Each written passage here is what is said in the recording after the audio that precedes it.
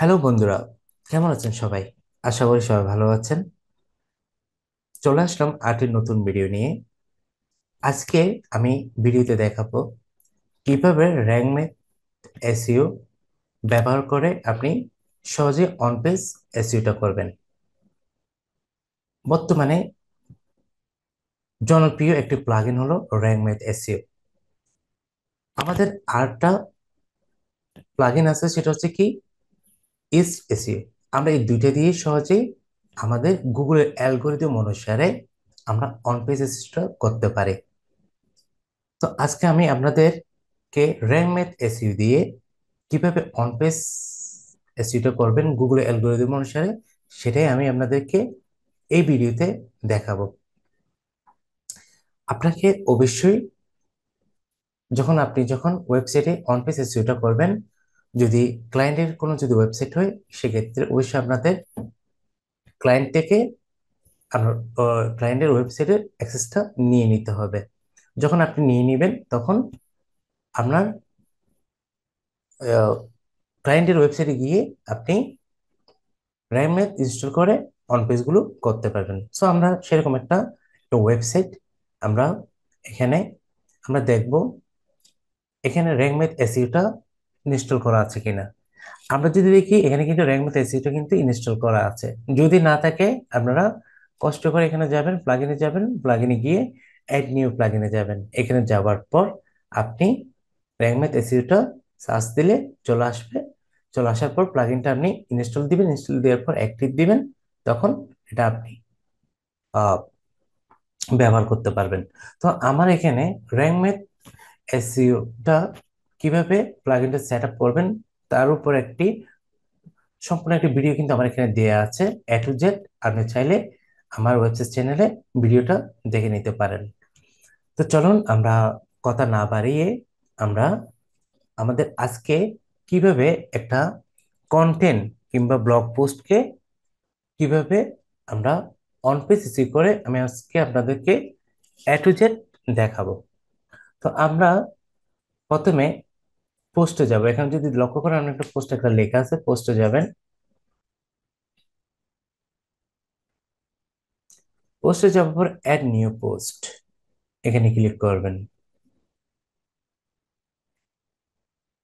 দেখেন আমাদের কিন্তু র্যামেথ এসইওর যেটা আমরা অন পেজ এসইও করব, এটা কিন্তু আমরা এখানে কিন্তু আমরা চলে আসছে, ঠিক আছে। দেখেন এখানে কিন্তু আপনার সম্পূর্ণ সবকিছু দেওয়া আছে র্যামেথ এসইওর।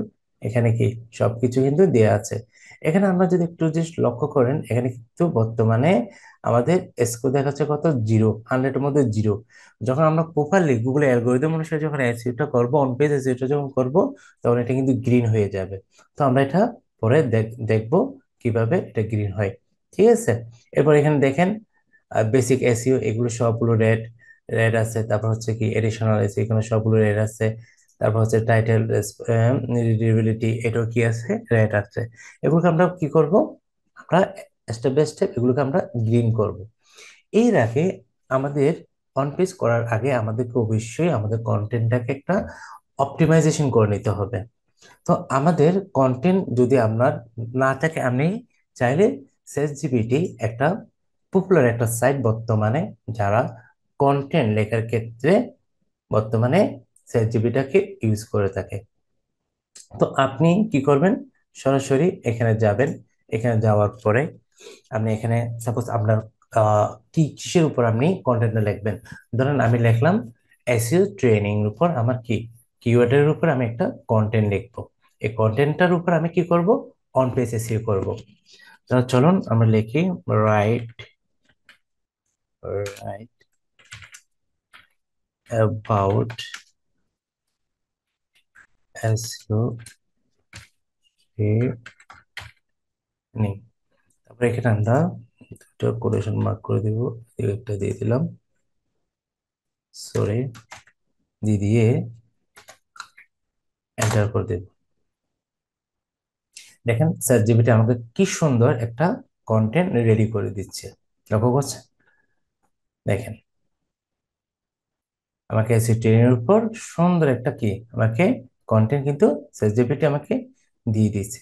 আপনি এটাকে কি করবেন, এটাকে কপি করে আপনার ওয়েবসাইটে নিয়ে আপনি এটা সুন্দর করে অপটিমাইজ করে আপনি অন পেজ এসিও করবেন।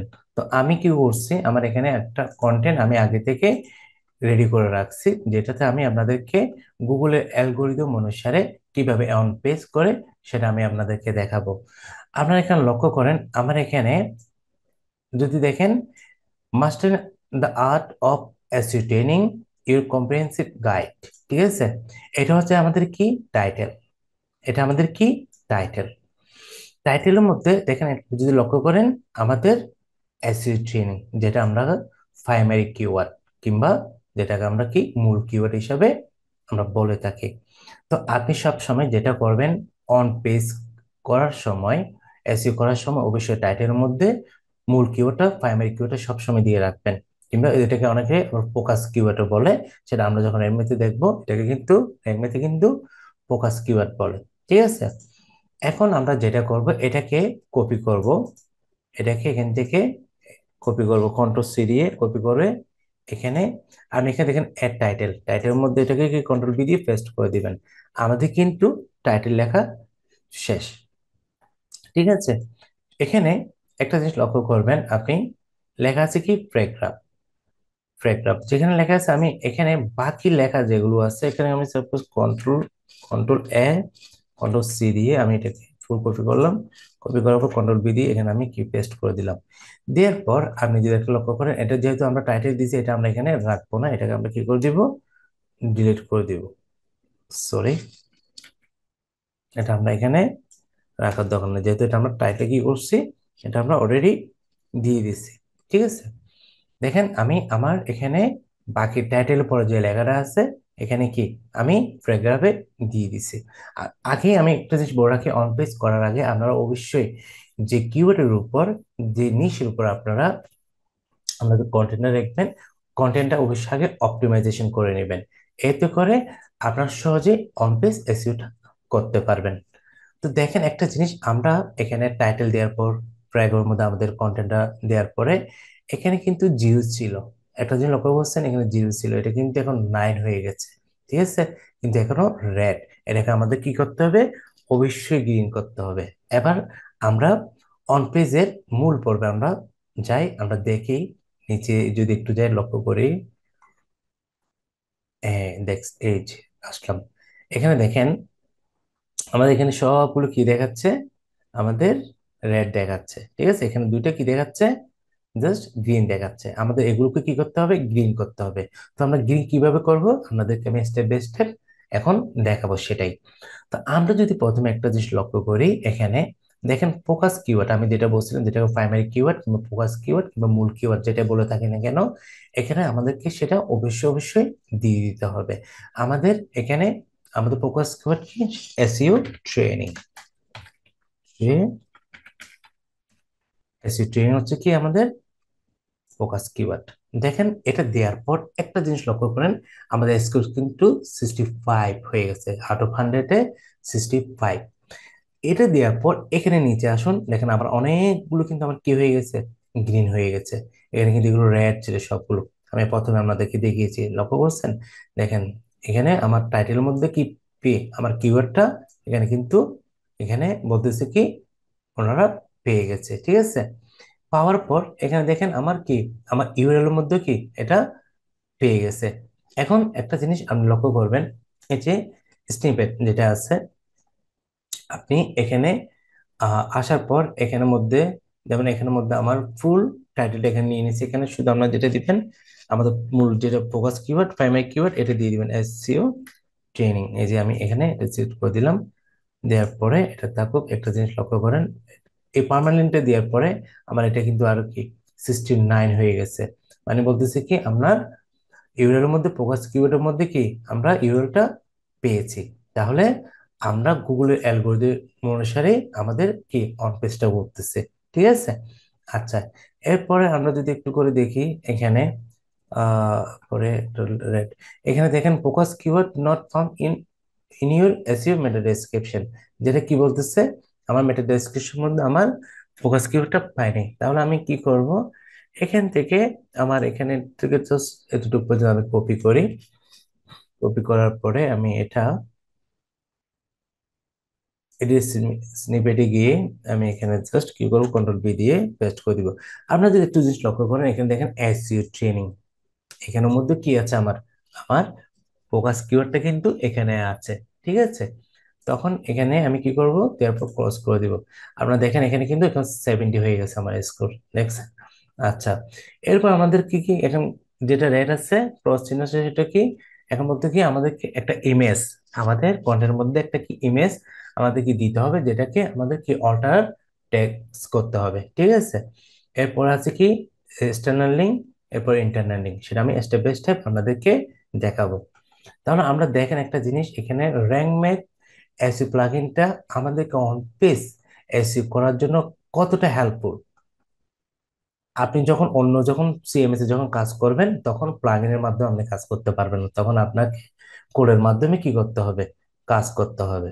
কিন্তু ওয়ার্ডপ্রেস বর্তমানে এমন একটা পপুলার একটা সাইট, যেটা সারা ওয়ার্ল্ডের মধ্যে ম্যাক্সিমাম বায়াররা, ক্লায়েন্টদের যদি আমরা দেখি ওয়ার্ডপ্রেসে ওনাদের ওয়েবসাইট গুলো আমরা পেয়ে থাকি যখন আমরা কাজ করি।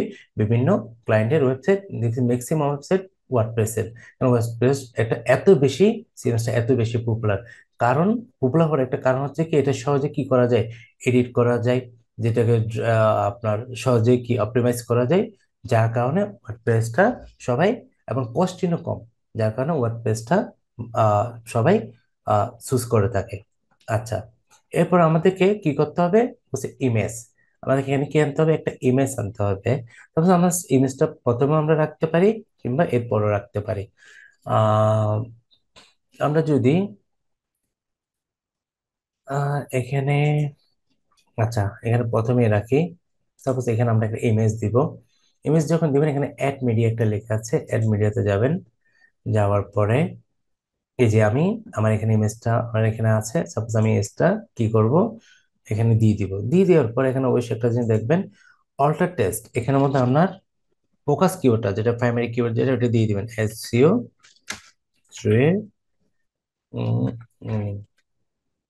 এটা দিয়ে দিবেন। ঠিক আছে, এসইও ট্রেনিং, ওকে দিয়ে দেওয়ার পর আপনি কি করবেন, এখানে জাস্ট ইনসার্ট ইনটু পোস্ট, আমার ছবিটা চলে আসছে। চলে আসার পর এখানে ক্লিক করবেন ছবির উপরে, ক্লিক করার পর এডিটে যাবেন। এডিটে যাই এটা একটা সাইজ করে নেবেন আমরা কন্টেন্টের সাথে। আমি এখানে কত দিলাম, লাস্ট এটা রাখি, দেওয়ার পরে আপডেট দিয়ে দিলাম। আমার ইমেজটা কিন্তু কি এখন এখানে একদম ফিট হয়ে গেছে। ঠিক আছে, দেখার পর আমি আপনাদের একটু নিচে আসি, এবার একটু করে দেখি, যেটা এ ছিল রেড ছিল, এটা কি আছে কিনা। দেখেন এখন বর্তমানে কি এটা রেড না, এটা কোথায়, এই যে focus keyword fun in image alt attribute. ঠিক আছে, এটাও কিন্তু কি আমার গ্রিন হয়েছে, মানে আমার ইমেজের মধ্যেও আমার কিওয়ার্ডটা পেয়ে গেছে। ঠিক আছে, তারপর এরপর বলতেছে কি এক্সটার্নাল রিসোর্স, তারপর পরে ইন্টারনাল রিসোর্স। এক্সটার্নাল রিসোর্স আপনারা যেটা করবেন, অবশ্যই একটা চেষ্টা করবেন ভালো একটা ডুফুলো সাইট থেকে ব্লগ পোস্টের মধ্যে এক্সটার্নাল রিসোর্সটা নেওয়ার চেষ্টা করবেন। এই ক্ষেত্রে যেটা হয়, ডুফুলো যখন আপনি এক্সটার্নাল লিঙ্কটা যখন নেবেন, এক্ষেত্রে গুগলের ইন্ডেক্স হতে আপনার অনেক বেশি হেল্প করে, এবং একটা র্যাঙ্কিং এর ক্ষেত্রেও অনেক বেশি হেল্পফুল হয়। সো আমরা এমন একটা সাইটে আমরা যদি যাই, আমরা যদি এখানে দেখি, যেমন আমাদের কিওয়ার্ডটা হলো যে কি এসইও ট্রেনিং, আমরা এসইও ট্রেনিং এর উপর এখানে সার্চ দিব কিওয়ার্ডটা লিখে। লেখার পর এখানে দেখেন এসইও কোর্স ফর বিগিনার, এখানে আমি ক্লিক করব। ক্লিক করার পরে এই ইউআরএলটাকে সরাসরি কি করবেন, কন্ট্রোল সি দিয়ে কপি করবেন। কপি করার পর এটাকে আমি সাপোজ কোথায় দিব, এটাকে আমার একটা, আমি এখানে রাখলাম। ঠিক আছে, আমি এখানে দিয়ে দিলাম। এখানে যদি আমি রাখি, এখানে দেখেন, এখানে ক্লিক করবেন, ক্লিক করার পর কন্ট্রোল বি দিয়ে প্রেস করে দিবেন, অ্যাপ্লাই করে দিবেন। দেখেন এটা কিন্তু এখন কি হয়ে গেছে, ব্লু হয়ে গেছে। ব্লু হয়ে যাওয়া মানে হচ্ছে আমার ইন্টারনাল লিঙ্কটা কি হয়ে গেছে, এখানে আমার কন্টেন্ট মধ্যে এখানে কি এটা পেয়ে গেছে। ঠিক আছে, আচ্ছা আমরা যদি একটু নিচে আসি, একটু করে দেখি এখন এক্সটার্নাল লিঙ্কটা কি অবস্থা। স্ট্যান্ডার্ড এই দেখেন, এটা কিন্তু কি হয়ে গেছে, এখন গ্রিন হয়ে গেছে। দেখছেন, এটা কিন্তু কি এখন গ্রিন। আমাদেরকে এখন বলতেছে কি ইন্টারনাল লিঙ্কটা আমাদের কি আছে, এখনো রেড আছে। ইন্টারনাল লিঙ্ক আপনি যেটা করবেন, সবসময় আপনার ওয়েবসাইটের ইন্টারনেট লিঙ্ক বলতে বোঝায় আপনার ওয়েবসাইটের ভিতর থেকে যে কোনো একটা পেজের ইউআরএল কে আপনি সিলেক্ট করবেন, সেটা হোক হোম পেজ কিংবা আপনার সার্ভিস পেজ। আপনার কন্টেন্টের উপর ডিপেন্ড করে আপনার আপনার ইন্টারনেট লিঙ্কের পেজের লিঙ্কটা আপনি নেবেন। তবে আমরা এখানে আমাদের হোম পেজের লিঙ্কটা আমরা নিতে পারি।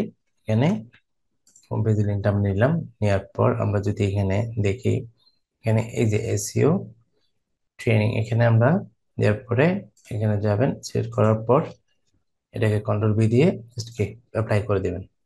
দেখছেন এটা কিন্তু এখন ব্লু হয়ে গেছে। ব্লু হয়ে গেছে মানে কি, ইন্টারনেট ইন্টারনেট লিঙ্ক যেটা, ওটাও কিন্তু কি আমাদের সেট আপ করা হয়ে গেছে। এবার আমরা দেখি আমাদের স্কোরটার কি অবস্থা, দেখছেন গ্রিন হয়ে গেছে।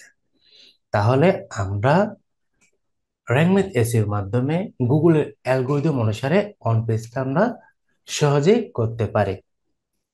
আপনি যখন কোনো কন্টেন্ট, যখন কিংবা কিংবা ব্লগ পোস্ট হোক, সেটা আপনার ওয়েবসাইটের কোনো পেজ হোক, যখন গুগলের অ্যালগোরিদম অনুসারে যখন অন পেজটা করবেন, গুগল আপনার পেজটাকে র্যাঙ্কিং হতে অনেক অনেক বেশি হেল্প করবে।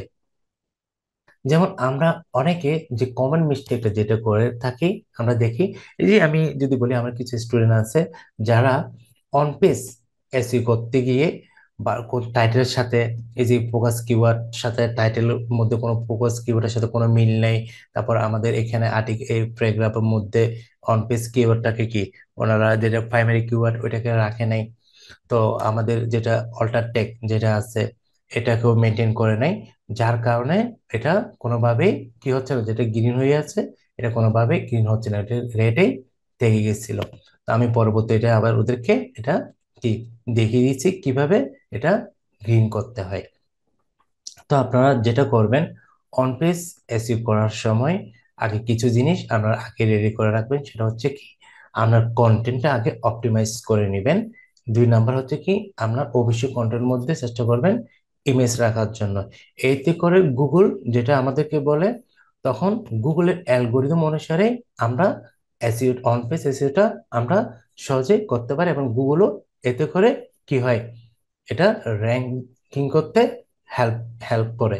সো আপনারা, আশা করি আমি জিএসকে ভিডিওটার মধ্যে যেটা আপনাদেরকে দেখাতে চেয়েছি, সেটা হচ্ছে কিভাবে র্যাঙ্ক ম্যাথ প্লাগইনটার মাধ্যমে অন পেজটা আপনারা সহজেই করতে পারেন, সেটা আমি আপনাদেরকে দেখানোর চেষ্টা করেছি। আশা করি আপনারা সবাই বুঝতে পেরেছেন কিভাবে গুগলের অ্যালগোরিদম অনুসারে র্যাঙ্ক ম্যাথ এসইও প্লাগইনটা ব্যবহার করে আমরা অন পেজ এসইও করবেন। তো আপনারা যখন অন পেজটা যখন করবেন, এটা করার পরে সম্পূর্ণ যদি সবকিছু যদি ঠিক থাকে, আপনারা কি করবেন, এটাকে আপনারা আপডেট করে দিবেন কিংবা পাবলিশ করে দিবেন। এখানে দেখেন, এখানে পাবলিশ আছে, পাবলিশ করে দিবেন। পাবলিশ করে দিলে এটা কি হবে, আপনার আহ এটা গুগলের, তখন কি এটা আপনাদের গুগলের বোর্ড এসে আসার পর এটাকে ইন্ডেক্স করে গুগল এটাকে কি করে দিবে, আপনাকে পেজ আর্টিকেলটাকে র্যাঙ্ক হতে হেল্প করবে। তো আশা করি আপনারা আজকে র্যাঙ্ক ম্যাথ এসইওর ব্যবহার করে কিভাবে অন পেজ করবেন সম্পূর্ণ একটি ধারণা আপনারা এই ভিডিওতে পেয়েছেন। যদি আমার ভিডিও যদি আপনাদের ভালো লেগে থাকে, অবশ্যই অবশ্যই আপনারা শেয়ার করে দিবেন, আমার ইউটিউব চ্যানেলটাও সাবস্ক্রাইব করে দিবেন, এবং আমার বেল আইকনটাও দিয়ে রাখবেন। আমার পরবর্তীতে যখন কোনো ভিডিও আপলোড করব, আপনারা সবার আগে নোটিফিকেশনটা পেয়ে যাবেন। তো আপনারা সবাই ভালো থাকবেন, সুস্থ থাকবেন। দেখা হবে অন্য কোনো ভিডিওতে। আজকে এ পর্যন্তই। ধন্যবাদ।